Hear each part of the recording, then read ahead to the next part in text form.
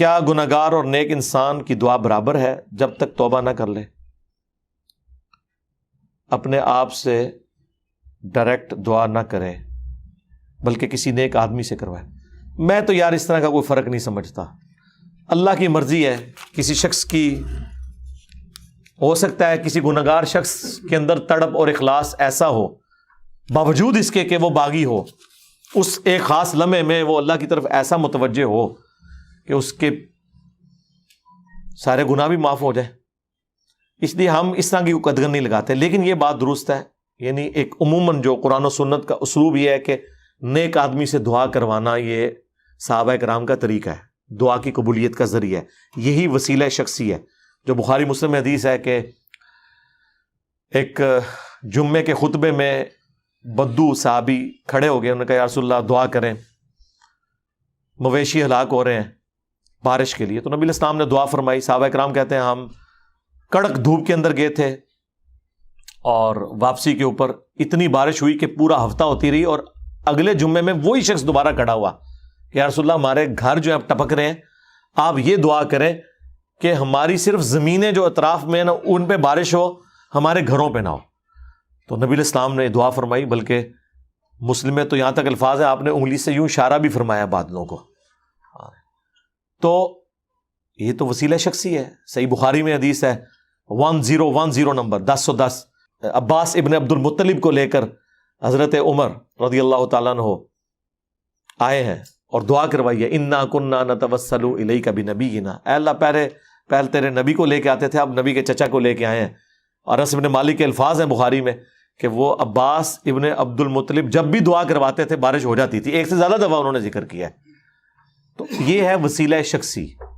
اسی طریقے سے وہ ابن ماجہ میں حدیث موجود ہے مشہور، کچھ حصہ ترمذی میں بھی ہے، جو ایک نابینا صحابی آئے تھے، یا رسول اللہ دعا کریں، فرمایا کہ صبر کر لے تو جنت ہے، تو کہتا تو دعا، انہیں کہا نہیں یا رسول اللہ دعا ہی کریں آنکھوں کے لیے، ان کو پتا تھا جنت تو مل جانی، میرا خیال ہے ڈسین انہوں نے بالکل ٹھیک کیا ہے، تو جنت تو مل ہی جانی تھی انشاءاللہ رسول اللہ کی صحبت کی وجہ سے، آپ کے قرب کی وجہ سے۔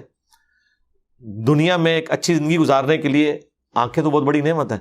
تو نبی علیہ السلام نے کہا وضو کرو، اور پھر 2 نفل پڑھوائے، اور پھر کہا کہ دعا کرو اللہ تعالیٰ کے حضور، اے اللہ میں تیرے نبی کے وسیلے سے تیری طرف متوجہ ہوتا ہوں، یا رسول اللہ میں آپ کے وسیلے سے اللہ کی طرف متوجہ ہوتا ہوں۔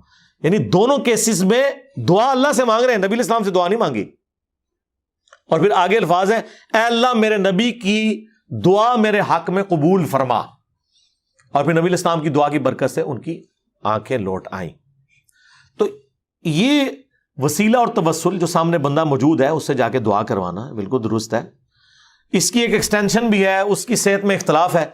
بال چکے امام طبرانی اب ایک بڑے اہل سنت کے امام ہیں، انہوں نے اپنی موجم کے اندر اس روایت کا آگے بھی ذکر کیا ہے کہ حضرت عثمان غنی کے دور میں ایک شخص کو حضرت عثمان سے کام پڑا تو وہ ان کی طرف التفات نہیں کرتے تھے، تو بدری صحابی عثمان بن حنیف کے پاس وہ آئے، تو انہوں نے کہا چھوڑ تم عثمان کو، میں تمہیں دعا سکھاتا ہوں جو نبی علیہ السلام نے سکھائی تھی۔ تو وہی والی دعا انہوں نے سکھائی تو ان کی وہ حاجت پوری ہو گئی۔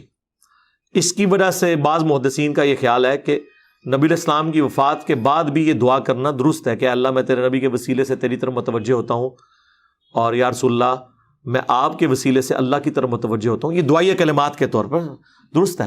ہمیں اختلاف یہ ہے کہ آپ جب اللہ کے سوا کسی اور سے مانگتے ہیں، مانگنا اللہ سے ہے، باقی ساری چیزیں فروئی ہو جائیں گی، اصل چیز یہ ہے کہ آپ نے مانگنا اللہ سے ہے، دعا صرف اللہ ہی سے، غیر اللہ سے دعا نہیں ہو سکتی، ٹھیک ہے۔ باقی اس پہ تفصیلی ویڈیو اگر آپ نے دیکھنی ہے، وسیلے کے نام پر دھوکہ، میں نے طبیعت صاف کی ہے ہر حوالے سے۔